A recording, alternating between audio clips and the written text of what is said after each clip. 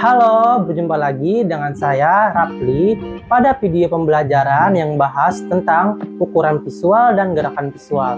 Adapun tujuan dalam mempelajari materi ini yaitu pertama, untuk mengetahui teknik pengambilan video, ukuran visual, dan gerakan visual.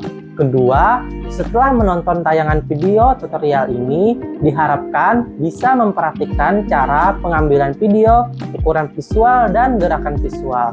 Langsung saja kita membahas materi yang pertama, yaitu ukuran visual.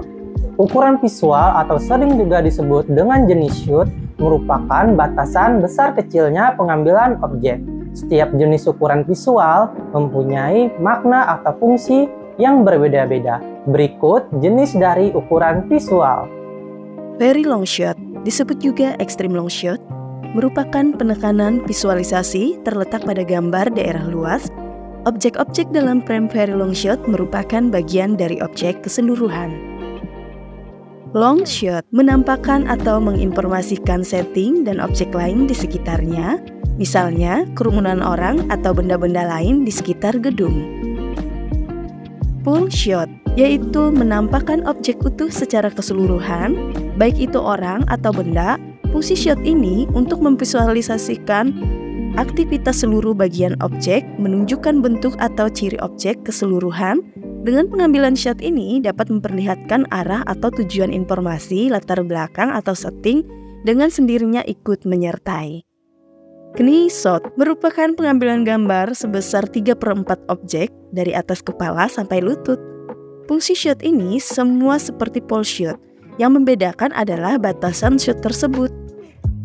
Medium shot menunjukkan setengah bagian dari objek atau dari atas kepala sampai pinggang. Fungsi shot ini untuk menggambarkan aktivitas atau ekspresi sebatas pinggang, sehingga informasi setting atau latar belakang tidak ditekankan. Close up, yaitu ukuran gambar ini dari atas kepala sampai dada.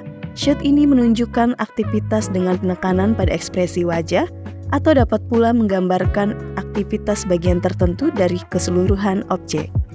Big close up, yaitu ukuran gambar ini adalah bagian dari close up, digunakan untuk menggambarkan detail bagian tertentu objek. Very big close up atau extreme close up, yaitu menunjukkan objek sangat detail yang mungkin tidak dapat dilihat langsung oleh mata. Itulah tadi jenis-jenis ukuran visual yang bisa dipelajari. Berikutnya kita akan membahas gerakan visual. Gerakan visual adalah terjadinya perubahan gerak atau pergantian gambar dari shoot satu ke shoot yang lain. Gerakan visual ini diperlukan untuk menyusun kontinuitas gambar, sehingga menjadi urutan yang tepat. Ada 3 jenis gerakan visual, yaitu gerakan primer, gerakan sekunder, dan gerakan tersier. Gerakan primer merupakan gerakan yang terjadi di depan kamera. Pada umumnya, gerakan visual ini merupakan gerakan pemain. Kamera tidak bergerak, sedangkan pemain dinamis bergerak. Fungsi gerakan visual ini adalah melingkupi arah gerak, dan dengan sendirinya, ukuran-ukuran visual terbentuk dari gerakan pemain. Gerakan sekunder. Pada gerakan sekunder, perubahan gambar terjadi karena gerakan kamera dan terkadang pemain juga ikut bergerak. Beberapa gerakan visual ini antara lain fan, yaitu kamera menoleh horizontal ke kiri atau ke kanan. Tilt, yaitu kamera mengarah ke atas atau ke bawah. Dolly, yaitu kamera bergerak berjalan, mendekati atau menjauhi objek. Zoom, yaitu zooming terjadi karena merubah atau memutar gelang zoom pada kamera. Gambar yang dihasilkan secara tidak langsung merupakan rangkaian beberapa ukuran gambar. Track, yaitu kamera berjalan atau bergerak horizontal ke kiri atau ke kanan. Pedestal atau crane, yaitu menggerakkan kamera dengan alat penyangga yang menghasilkan visualisasi bergerak ke bawah atau ke atas.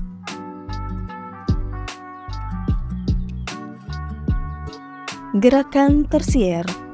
Perubahan gambar terjadi pada proses edit Atau dapat pula penggunaan beberapa kamera pada saat pengambilan gambar melalui mixing.